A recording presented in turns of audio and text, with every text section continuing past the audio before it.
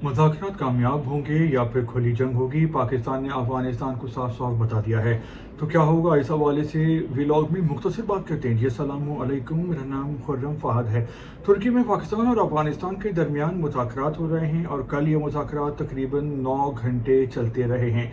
पाकिस्तान के वज़ीर दिफ़ा ख्वाजा आसिफ ने कह दिया है, अफ़गानिस्तान को बिल्कुल क्लियर मैसेज दे दिया है कि या तो अब तुर्की में मुज़ाकरात कामयाब होंगे या फिर खुली जंग होगी। पाकिस्तान के पास कोई और ऑप्शन नहीं है, क्योंकि पाकिस्तान काफ़ी अरसे से इनसे बात कर रहा था और बातचीत से ये मसले मसाइल हल नहीं हो रहे थे। पाकिस्तान कहता था, अफगानिस्तान सुनता था, वादा करता था, लेकिन तहरीक तालिबान पाकिस्तान के खिलाफ कार्रवाई नहीं करता था।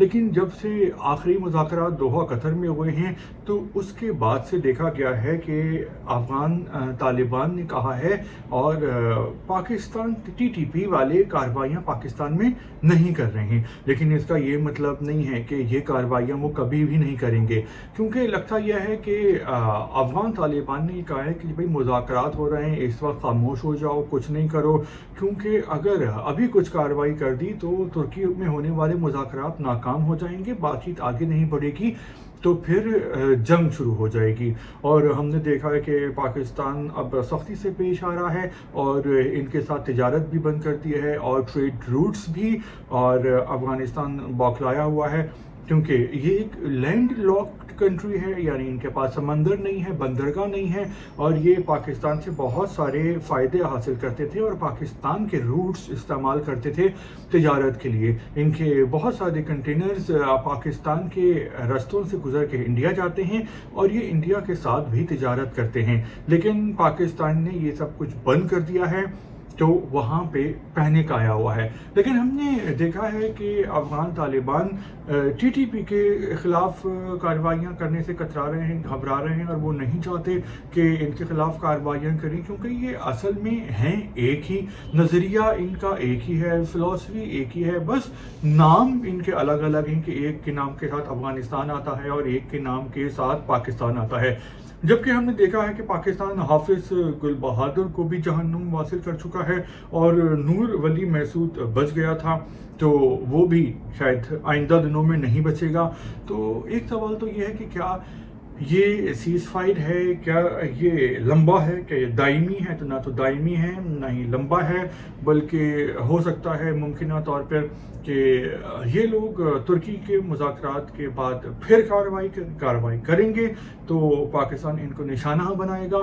इन्होंने अफ़गान तालिबान ने ये कहा है पाकिस्तान को कि हम इनको रीलोकेट कर देते हैं, यानी ये इस वक्त पाकिस्तान अफ़गानिस्तान की सरहद पे मौजूद हैं, तो इनको वहाँ से हटा के अफ़गानिस्तान की दूसरी तरफ इनको रिहाइश दे देते हैं, जहाँ पे पाकिस्तान का बॉर्डर नहीं है। लेकिन पाकिस्तान ने इस बात से मना कर दिया है, क्योंकि इस बात का ख़र्चा ये वसूल करना चाहते हैं, और फिर उसके बाद जैसे भत्ता लिया जाता है कि फिर ये पैसा मांगते रहते हैं किसी न किसी बात पे, किसी न किसी बहाने से।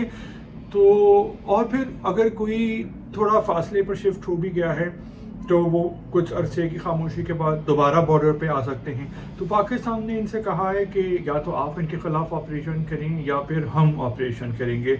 इस कार्रवाई में तुर्की की जो मिलिट्री चीफ़ और इंटेलिजेंस चीफ़ है, उनकी भी मुआवनत हासिल है, वो भी इस मीटिंग में मौजूद होते हैं।